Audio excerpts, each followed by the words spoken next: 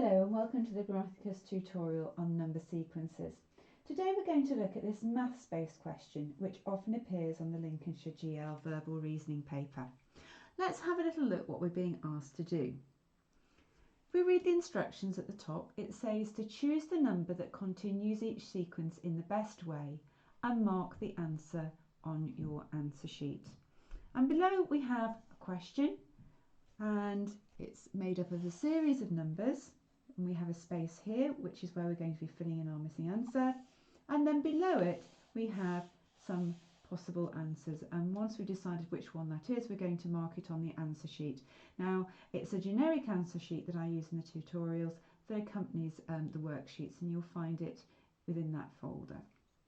Now you can see that I've placed a piece of plain paper on my sheet, my worksheet today, and that is going to help me concentrate on one question at a time, and it's a good thing to do during the actual exam as well. You'll be provided with a piece of plain paper, and it means that you don't easily get distracted by other questions and you don't get questions mixed up. Let's start by looking at the first question. Well, the first number we've got 16, then 4, 14, 7, 12 and 10 and then 10. Now I can see that this sequence, it's going down, decreasing, then it's increasing, decreasing, then increasing, decreasing and then staying the same. Now when I have a sequence that's going up and down like that, it's worth bearing in mind that it could be an alternating sequence. And an alternating sequence means that I have two sequences that are running next to each other. So what I'm going to do is I'm actually going to circle each alternating number.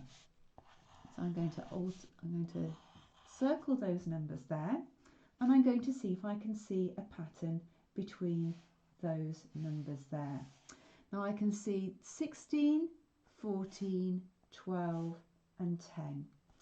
Now to get from 16 to 14 I take away 2, 14 to 12 I take away 2, 12 to 10 I take away 2. So I can see that I have an alternating sequence there. However, I'm being asked to find the number that goes in here. So I'm going to now be looking at the numbers that haven't been circled, and I'm going to see if I can see a pattern there. Well, to get between 4 and 7, I'm not taking away this time, I'm going to be adding, and I'm going to be adding 3. To get from 7 to 10, I'm going to be adding 3, and to get from 10 to the missing number I'm going to continue the sequence and I'm going to add 3. So the number is going to be 13. I can see that 13 is one of the potential answers I've been given, so I know I've chosen the correct one. I can mark that on my answer sheet, and when I've marked it on my answer sheet I'm going to cross off question number 1, so that's my check that I've actually filled it in on the answer sheet. Okay, let's have a little look at number 2. Now on number 2 I can see that the numbers are increasing quite dramatically, so that tells me that this sequence probably has something to do with timesing. But straight away I notice that I have almost a quite famous sequence here of numbers. They're numbers that I recognise. Now, hopefully a lot of you have noticed that I have some quite familiar numbers as far as square numbers are concerned. Okay, now a square number is a number that we times by itself to get an answer. So for example, we might have 2 times 2, which gives us 4, and 3 times 3 gives us 9. Now you can see that those two numbers make up 2 of the numbers that we've got here. So we've got 1 times 1 is 1, 2 times 2 is 4, 3 times 3 is 9, 4 times 4 is 16, 5 times 5 is 25. So we're after 6 times 6. 6 times 6 is 36. I can have a little look at the numbers I've got down here and I can see that I have 36. Now it's important that you make sure that you know your square numbers, because this is a very common question that comes up in the number sequence section. You do need to be able to recognise square numbers, you do need to be able to recognise your prime numbers as well. And if you're unsure on those, do ask at your next lesson, and I will go through those if you're unsure. But do make sure that you know your square numbers up to 12 times 12. Okay, let's have a little look at question 3 now. Now on question 3, I can see again that I've got a number that's going down, then it stays the same, then it increases, and it increases still. I don't think I've got an alternating sequence this time, and it's not very obvious really what the sequence is. So what I'm going to do is I'm actually going to work out what I'm going to do to get from one number to the next. Well, to get from 6 to 5, I'm going to take away 1. To get from 5 to 5, I don't do anything, it's going to be 0. To get from 5 to 6, I add 1.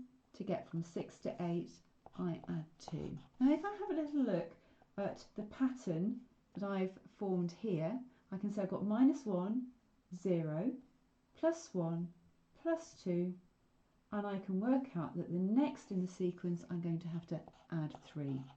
So 8 add 3, 8 add 3 is 11. 11 is one of the choices I've got down here. So I'm going to circle 11, and then I'm going to mark that on my answer sheet, and when I've marked it on my answer sheet, I'm going to cross it off. Now I can see that I haven't crossed off number 2 here, so that would be a good opportunity for me to check my answer sheet and check that I have marked 36 off, and if I have, I'm going to cross that off as well, just to go back and do that so that I know that my answer sheet is all up to date and correct. Okay then, let's move on to question number 4. Now on question number 4, I've got a decreasing sequence.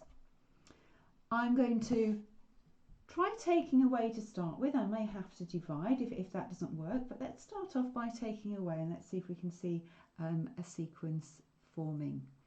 36 to get to 20, I'm going to take away 16. 20 to get to 12, I can take away 8. 12 to get to 8, I'm going to take away 4. 8 to get to 6, take away 2. Now I wonder how many of you can spot what is happening there. Well, if you have a little look carefully, you can see that I'm halving each time what I'm taking away. First of all, I take away 16, and then I take away half of 16 next, and then half of 8, which is 4 next, and then half of 4, which is 2 next. So half of 2 is 1, so I'm going to take away 1 next. So 6 take away 1 is 5. If I have a little look, I've got 5 as one of my answers, so I'm going to circle that. Right, number 5 there, and then cross it off after I've marked it on my answer sheet. Okay, let's have a look at one final question, question number 5. If I look carefully, I can see that the sequence is increasing, then decreasing, increasing, then decreasing, and increasing again. Now, if you remember, that tells me that it's probably an alternating sequence that I have here. Now, this time I'm going to ensure that I identify the alternating sequence I want straight away. So I'm actually going to start by underlining where the space is for my answer, and I'm working back through each alternate number. And I can see that I've highlighted there 2, 4, 8 and something. Now, to get from 2 to 4, I add 2. To get from 4 to 8, I add 4. And to get to 8 to something, well, I could be doing one of two things. I could be going up in the 2 times table, so it could be +2, +4, +6, or it could be being doubled each time, so it could be +2, +4, +8.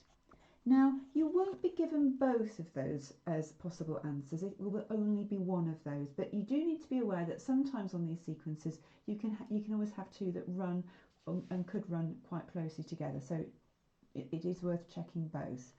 So if we take the first one, 8 add 6, well, that would give me 14. If I have a little look down here, I haven't got 14. 8 add 8, however, I do have. Over here I've got 16, so 8 add 8 is 16. I'm going to fill that in, and then I'm going to circle it and make sure that I've marked D on my answer sheet. Thank you very much for watching, and I hope to see you very soon in the next tutorial. Goodbye.